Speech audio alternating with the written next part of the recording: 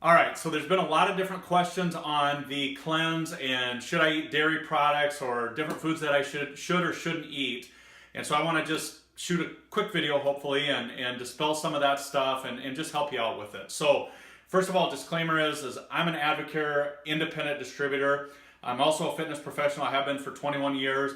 I'm not a nutritionist. I'm not a doctor or anything like that. So take this with a grain of salt.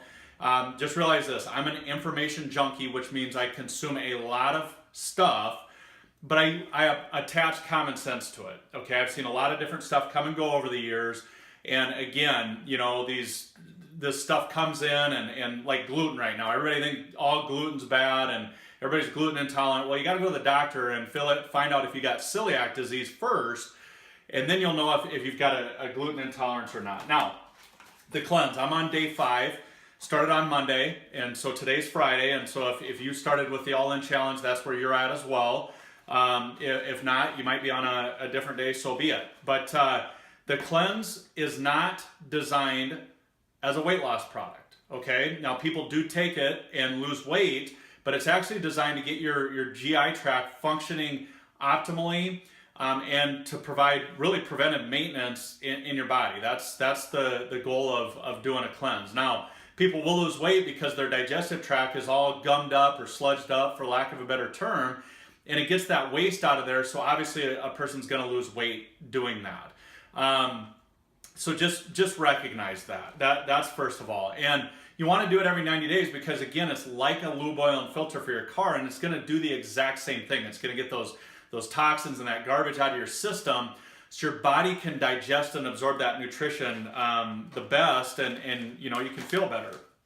Fiber just simply scrubs out that GI tract, and then you've got obviously your probiotic that's going to replace the healthy bacteria or add to that healthy bacteria that's in your gut, and keep the flora in there. You want to have less bad bacteria and more good bacteria as much as you can, and then you've got the Herbal Cleanse tablets that you're taking before bed.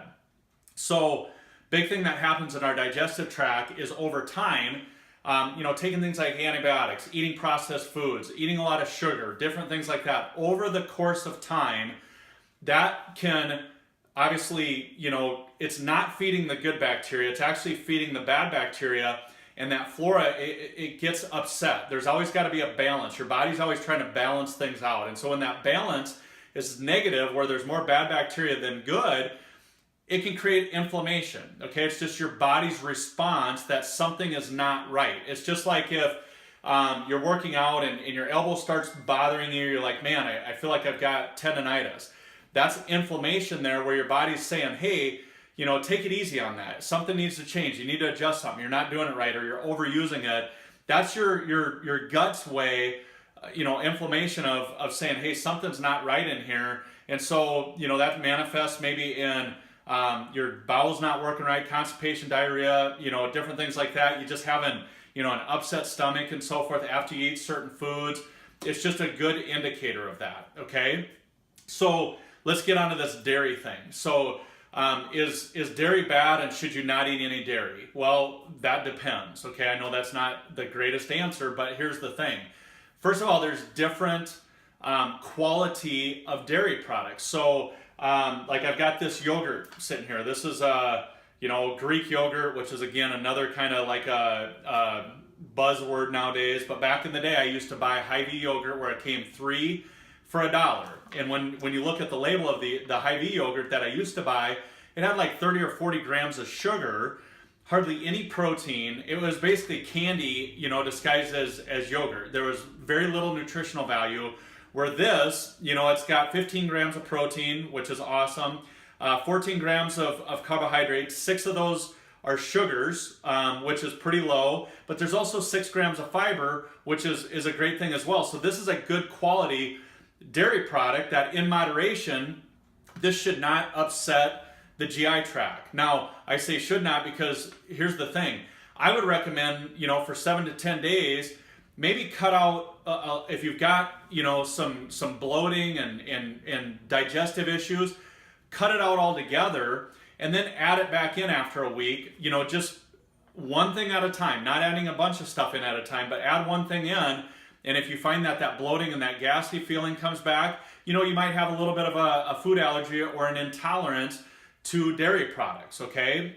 Or you may not, but that's what you've got to do to figure it out. If you're eating, all these different foods and stuff and you're having issues, it's hard to drill it down to what the problem is. So quality is an issue. This is cottage cheese. Cottage cheese is an awesome source of protein. There's 12 grams of protein in this, only 4 grams of sugar. Only bad thing is there's not much fiber in there, but there's only 80 calories per serving. Now you compare that to a glass of milk. So this is 1% milk. One serving of this, so that was 80 calories. This is 110 calories. But here's the kicker. This has got 12 grams of sugar, 8 grams of protein. There's no fiber in this either. So this has got a lot more sugar than this. So the cottage cheese would be a lot better choice or option than the milk. And then the other thing is if you drink a glass of milk for supper, so you've got maybe 400 calories of food sitting there. Maybe you're doing a chicken breast on top of salad with, something for a side, whatever it is. Let's say it's 400 calories, okay? And it's good and balanced. But then you're drinking a glass of milk on top of it. You're putting in an extra 110 calories from sugar into your body, and that's not gonna fill you up, okay? Where, if you eat a serving of cottage cheese or the Greek yogurt, you're actually gonna get some sense of fullness, which is also what you want. You want to get a good bang for your buck, okay? So quality is a huge thing. Obviously, like I said, some people have an allergy or a food intolerance to dairy, but that, I can't tell you if that's you or not. I mean, that's something that you've got to figure out on your own. But I would tell you during the first 10 days, limit the dairy products. Definitely cut out the processed foods, cut out the sugars as much as possible. And the sugar in this, it's like people go, okay, well, what's the difference? This has got lactose, where a fruit has got fructose, where, anything with the OSE at the end, those glucose, those are all different types of sugars, and they all create the same response in your body where it bumps your blood sugar up, and then that's creating an environment where your body's not going to release stored fat as fuel. Now, does that mean, again, you can't ever drink a glass of milk? No. But why are you doing it? That's why you got to ask yourself. If you're doing it for the calcium, I'd say that's not a great reason. So over time, when you're consuming that sugar, or if you've got an allergy or an intolerance, it creates that inflammation. And so again, we do this cleanse to hopefully help with more optimal digestion, absorption, get that GI tract functioning optimally, hopefully reduce some of that inflammation. Guess what helps with that? Omegaplex. So the fish oil in this is a huge natural anti-inflammatory. This helps with the hair, skin, nails, a ton of other functions, but the reason they have you doing 4 of them with supper during the first 10 days is to help with that gut inflammation, to reduce that. And again, it's just a long-term health benefit. It's not a drug, so it's not like you take one and it magically gets better. But over time, it will help with optimal health in there. Guess what? Another thing, glutamine. And glutamine is in the catalyst. Glutamine is a great natural anti-inflammatory for the GI tract as well. So you just think about, when you compound all this stuff together, when you're taking your fiber and your probiotic to get that good quality bacteria in your gut, you're doing the cleanse tablets to get the liver, kidney, and blood all cleansed out as well. You're doing the Omegaplex and the catalyst with the glutamine in there and so forth. That all compounds into getting your body healthy and to get it function optimally. And then you go on the metabolic nutrition system after that, which is like a bucket of nutrition going in your body.